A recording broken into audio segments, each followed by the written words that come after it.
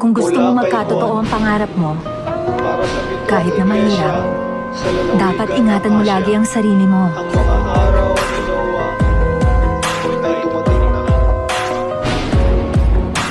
Parating na ang kaharian ng Diyos! Magbabalik na ang Panginoong Jesus! Magsisi at talikuran ang mga kasalanan sapagkat nalalapit na ang kasalan ng Kordero. Ihanda ang inyong mga damit pang kasal. Gawin itong malinis at walang kapintasan. Maghahari na ang makapangyarihang Diyos.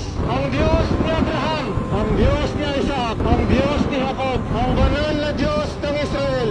Mga minamahal, iniibig tayo ng Panginoong Jesus at sa pamamagitan ng kanyang dugo ay pinalaya niya tayo sa ating mga kasalanan. Ginawa niya tayong isang kaharian ng mga pari upang maglingkod sa kanyang Diyos at Ama. Kay Hesukristo ang kaluwalhatian at kapangyarihan magpakailanman. Tingnan ninyo! Dumarating siyang nasa mga lapap at makikita siya ng lahat, pati ng mga sumibad sa kanyang tagiliran. Tatangis ang lahat ng lipi sa lupa dahil sa kanya. Ganun nga ang mangyayari. Ako, ang Alpha at ang Omega, ang una at ang huli, sabi na makapangyarihang Diyos sa lahat. Diyos sa kasalukuyan, sa nakaraan at silang darating. Nakinig kayo! Darating ako na parang isang magnanakaw. Pinagpala ang nananatiling gising at nag-iingat ng kanilang kasuotan.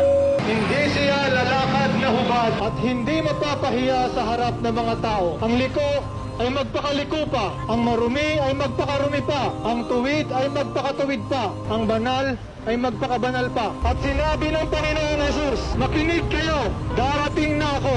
Dala ko ang mga gantimpalang ibibigay sa bawat isa ayon sa kanilang ginawa. Ako, ang Alpha at ang Omega, ang simula at ang wakas, ang una at ang huli.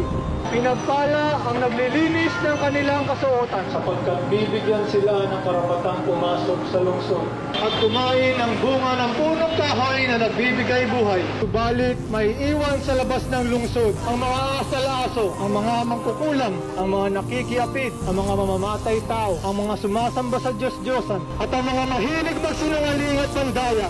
Ako ang si Jesus ang nagsugo sa aking anghel upang ang mga bagay na ito ipahayag sa inyo na nasa mga iglesia. Ako ang ugat at supling ni David. Ako ang maningning na bituin sa umaga. Sinabi ng Espiritu at ng babaeng ikakasal. Hali kayo, lahat ng nakakarinig nito ay magsabi rin, hali kayo, lumapit ang sinumang nauuhaw. Kumuha ang may gusto ng tubig na nagbibigay buhay. Ito'y walang bayad. Oo, darating na ako.